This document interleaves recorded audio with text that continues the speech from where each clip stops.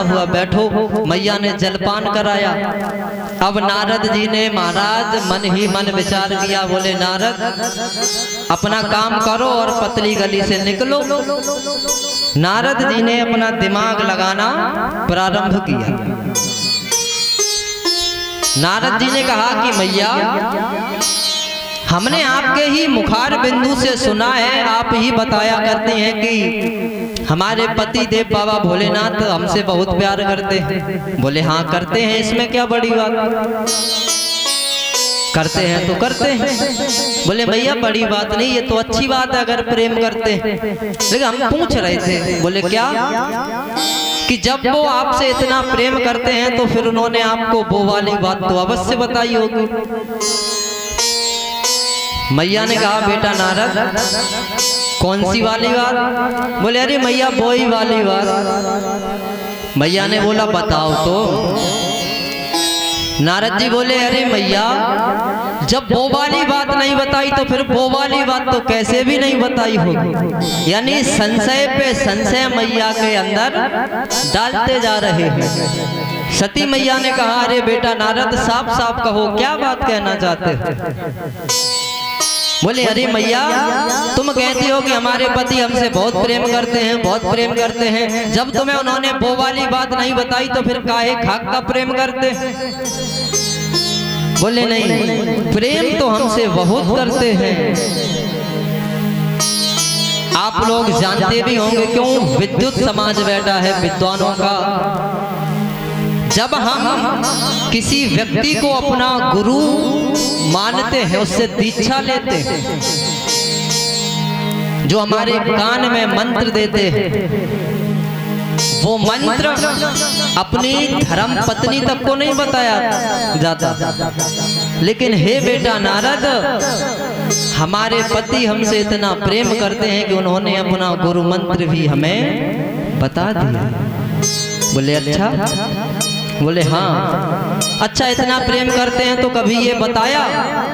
बोले क्या, कि वो अपने गले में जो मुंडों की माला पहनते हैं वो भी स्त्रियों के मुंड हैं। कभी बताया कि वो कौन स्त्रियों के मुंड पहनते हैं, किस लिए पहनते हैं, वो स्त्रियां कौन है? मैया बोले ये बात तो सही है, इस बात पर हमने कभी गौर नहीं किया।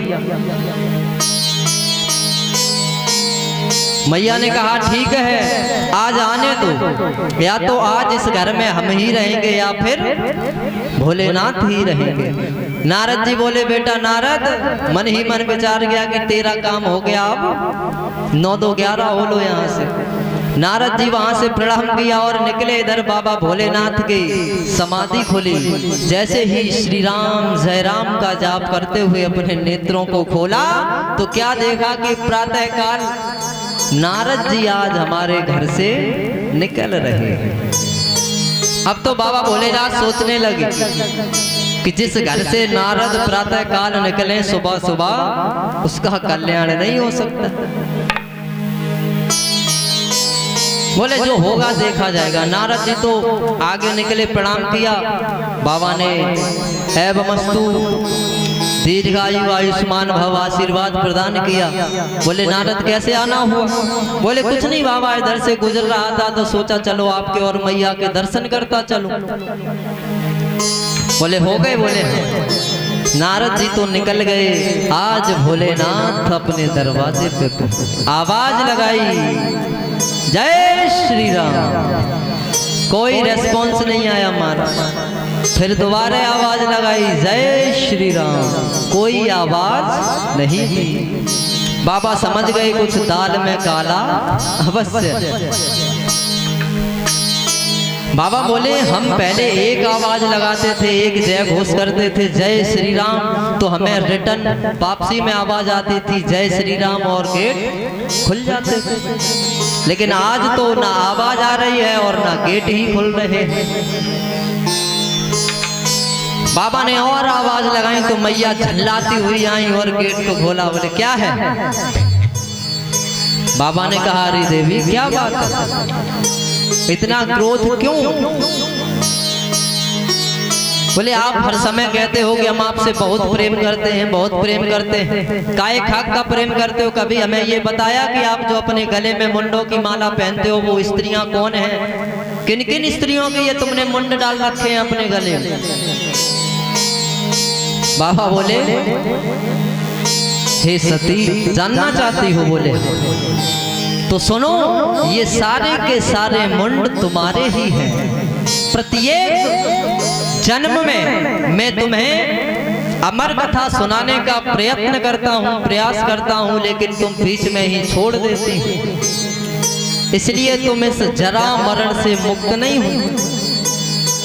बोले अच्छा, हम इतनी बार जन्म ले चुके हैं और इतनी बार मर चुके हैं। बोले हाँ, हम तुमसे इतना प्रेम करते हैं, जिस जन्म में तुम आती हो उस जन्म में मेरे साथ रहकर जब तुम हमसे बिछड़ती हो तो हम तुम्हारा मुंड काट करके अपनी इस माला में पिरो लेते हैं। बोले अच्छा,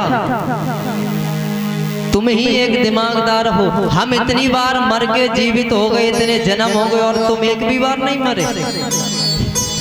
बाबा बोले अरे देवी, हमने अमर कथा को पान कर रखा है, श्रवण कर रखा है, उसके प्रताप से हमारा मरण नहीं हो।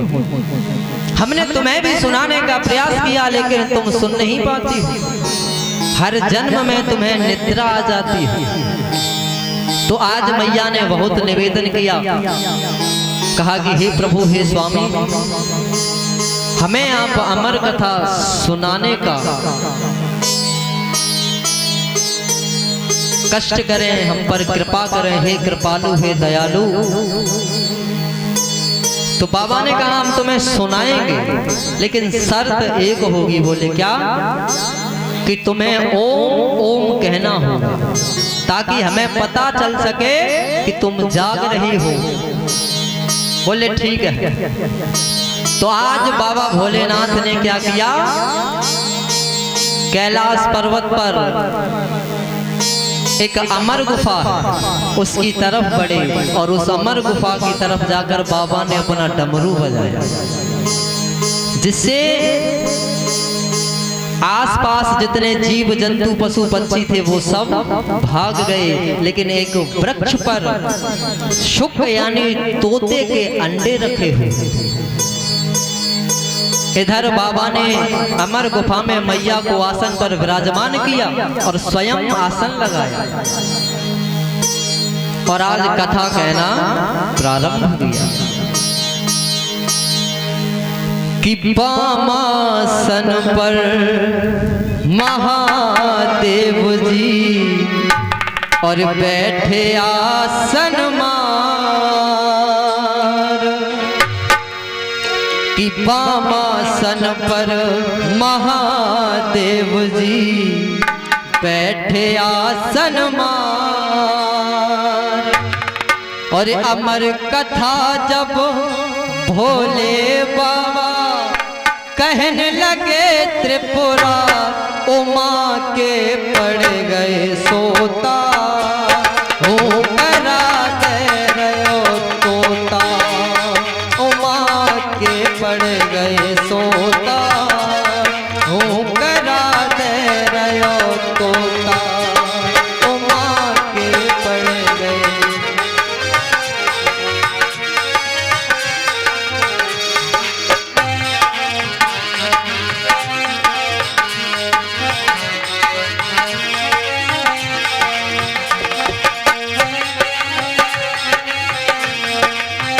हरि बोल।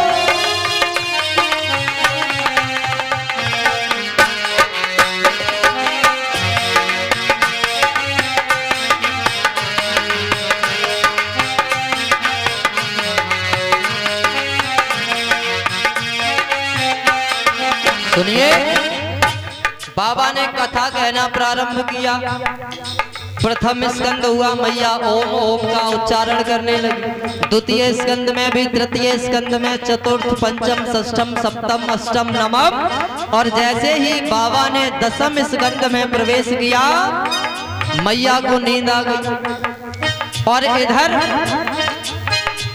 प्रभु की कृपा से जो सुख के अंडे उस वट वृक्ष पर घोंसला था वो विगलित हो जाता।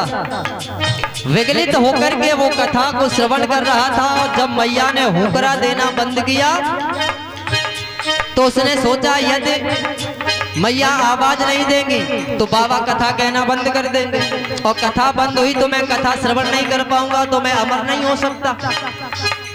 तो उसने क्या किया कि सती मैया की आवाज में ओम ओम की आवाज देने लगा व्यास पीठ के पीछे से। इधर बाबा ने जैसे ही कथा को पूर्ण किया और जयकारा लगाया और जयकारा लगाया तो मैया सती की निद्रा खुली और निद्रा खुली। बोली प्रभु फिर क्या हुआ? भगवान बोले फिर क्या हुआ? तुम तो पूरी कथा सुन चुकी हो, ओम ओम कह रहे। बोले प्रभु मैं दशम स्कंद पर आकर के सो गई थी। बाबा ने कहा तो फिर ये हुंकरा कौन दे रहा था? मैया ने कहा पता नहीं। तो बाबा ने जैसे ही ध्यान लगाया तो क्या नजर आया कि एक सुख के बच्चे ने व्यास पीठ के पीछे से कथा को श्रवण किया और व्यास पीठ से ऊंचा आसन लेकर यदि कथा को सुनोगे तो कथा की चोरी मानी जाती है और यदि व्यास पीठ के पीछे से कथा को सुनोगे तब भी कथा की चोरी मानी जाती है, उसका पाप लगता है। इधर क्या हुआ कि अमर कथा भोले ने अरे पूरी जब कह दई है, अमर कथा भोले ने और पूरी जब कह दई है तो आँख खोल कर देखा तो गौरा सोए गई है।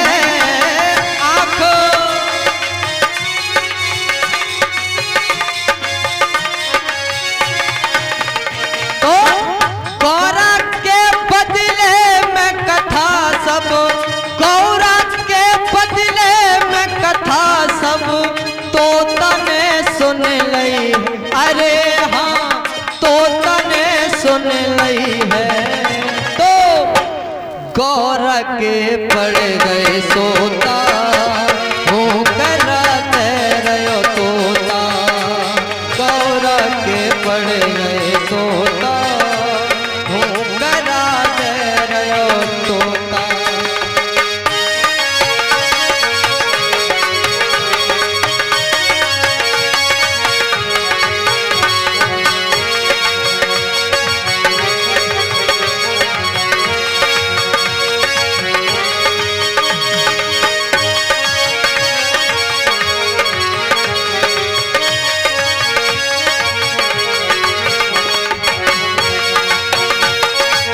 हरि बोल।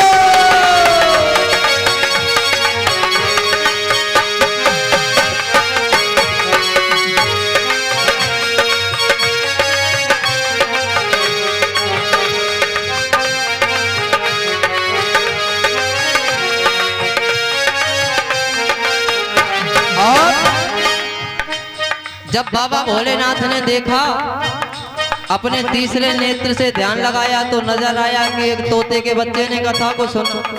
बाबा को क्रोध आ गया। बाबा ने एक त्रिशूल लिया और उसे आज्ञा दी जाओ जिस किसी ने कथा को चोरी से श्रवण किया है उसका विध्वंस कर दो, मार दो।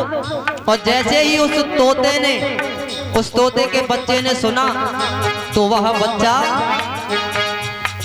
व्याकुल होकर बेचैन होकर वहां से उड़ने लगा। इधर क्या हुआ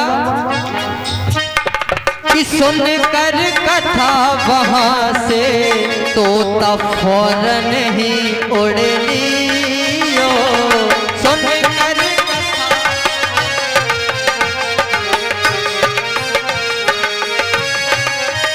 क्या जैसे ही कथा को सुना, बाबा की आवाज को सुना तो तोता उड़ने लगा। लेकिन बाबा ने त्रिशूल को आज्ञा दे दी तो और पीछे बाके शंकर जी ने छोड़ त्रिशूल है दियो पीछे।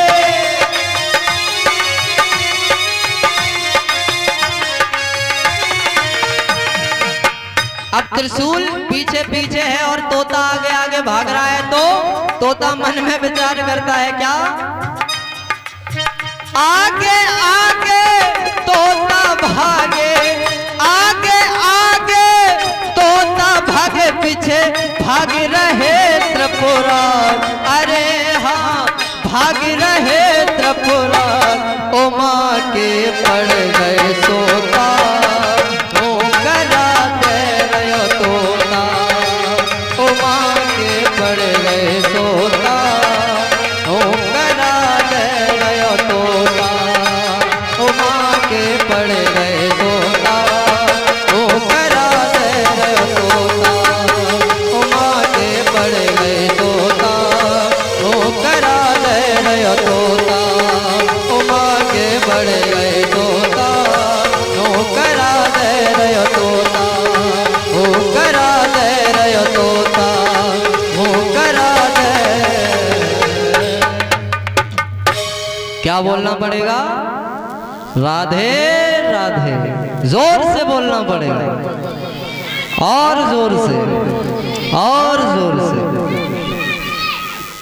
आज महाराज वह तोता उड़ते उड़ते जंगल में पहुंचा और उस वन के अंदर महाराज वेद व्यास महाराज की कुटिया बनी थी। अब वो तोते का बच्चा भागता भागता मन में यही विचार करता है कि मैंने अपनी माँ की गोद को छोड़ा, अब मेरा कहीं ठिकाना नहीं है। अब मुझे कोई यदि बचा सकता है, मेरी कोई रक्षा कर सकता है, तो वो केवल एक माँ ही कर सकती है। इधर क्या हुआ, जब वह तोते का बच्चा भागता हुआ उस वन में पहुंचा तो क्या नजर आया कि वेद व्यास भगवान की पत्नी थी, जिनका नाम था बिट्टिका देवी। क्या नाम था? बिट्टिका देवी।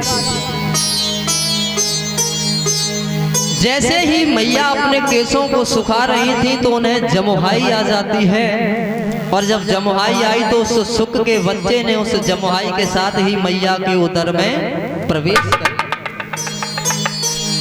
अब तो बाबा भोलेनाथ का त्रिशूल उसी आश्रम के आसपास मंडराने लगा। कुछ समय के पश्चात जब त्रिशूल वापस नहीं पहुंचा, क्यों आज्ञा मिली थी मार कर ही वापस आना, जब नहीं पहुंचा तो बाबा भोलेनाथ भी पहुंच गए। वेद व्यास भगवान ने देखा तो कहा कि हे प्रभु कैसे आना हुआ? बोले हे व्यास, आपकी इस कुटिया में हमारा एक चोर छिपा है। बोले देख लीजिए। उसने अमर कथा को चोरी से श्रवण किया, उसे मृत्यु दंड मिले। व्यास जी ने बहुत समझाया, बाबा भोलेनाथ नहीं माने। इधर समय बीतता गया, धीरे धीरे महाराज उस सुख के बच्चे को 12 वर्ष हो गए बिट्टिका मैया के गर्भ में। उन्हें ये महसूस होता है कि हमारे उदर के अंदर कोई भजन कर रहा है।